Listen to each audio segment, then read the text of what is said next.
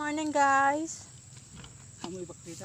Mag-aabono tayo ngayon ng calcium nitrate kasi pang 3 days na yung ating kamatis na simula nung tinanim natin. Kailangan natin abunuhan siya ng calcium nitrate.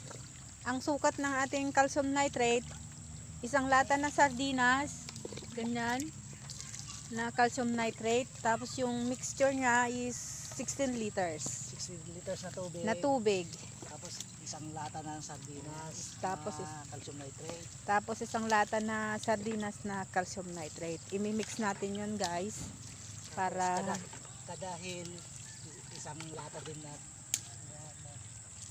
kada hill niya or kada isang puon na isang lata na tubig. Yung na-mix natin na calcium nitrate. Ganyan guys. Ang ating pag-aabono. Magaling ka na. Para maging healthy yung ating kamatis. Ganyan ang gagawin natin. Isa-isa. Kailangan lang guys, tiyaga lang para maging healthy ang ating mga tanim.